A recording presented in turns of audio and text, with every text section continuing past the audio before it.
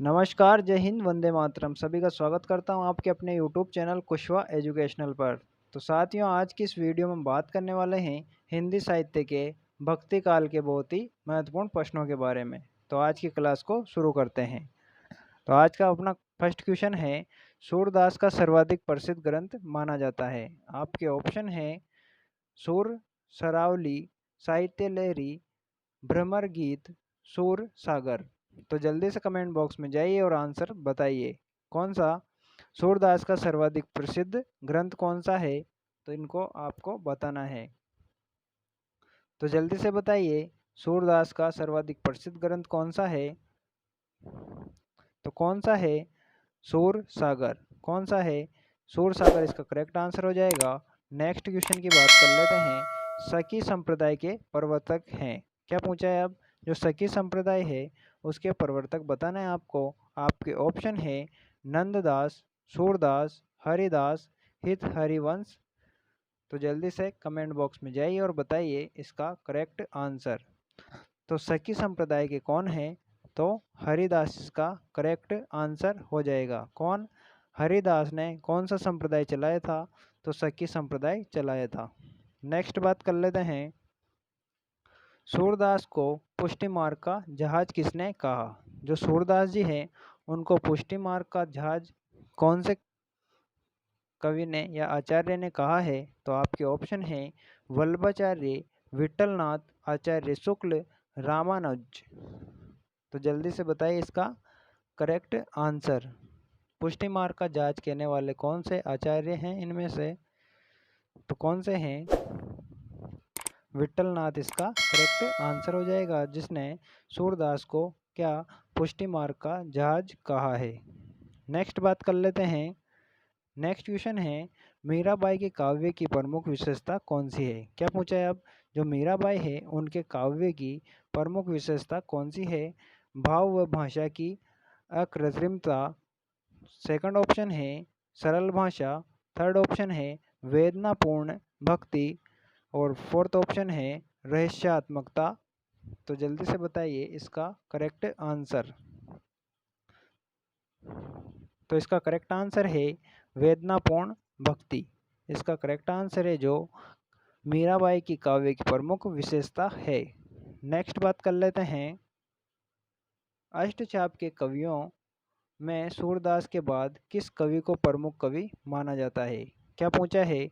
जो अष्टचाप के कवि हैं मित्रों, उनमें सूरदास के बाद किस कवि को प्रमुख माना जाता है? यानी सूरदास के बाद किसको अष्टचाप का प्रमुख कवि बनाया है, वो पूछा है आपसे।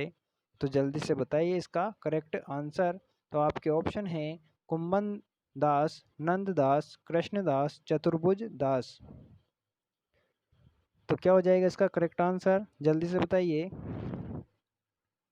तो इसका करेक्ट आंसर है नंद दास। क्या हो जाएगा? नंद दास का करेक्ट आंसर हो जाएगा, जो सूरदास के बाद अष्टचाप का प्रमुख कवि है। नेक्स्ट बात कर लेते हैं।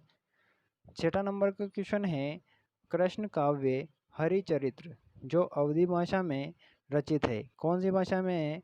हरिचरित्र कृष्ण काव्य है वो अवधी भाषा में रचित है। एक क्वेश्चन तो यहीं से हो जाता है कंप्लीट। और आगे क्वेश्चन है उसके रचयिता कौन है, यानी हरिचरित्र है उसके रचयिता बताना है आपको। तो आपके ऑप्शन है लाल चंदास, लक्ष्यदास, गोविंददास, आशा नंद। तो जल्दी से बताइए इसका करेक्ट आंसर क्या हो जाएगा? क्या हो जाएगा?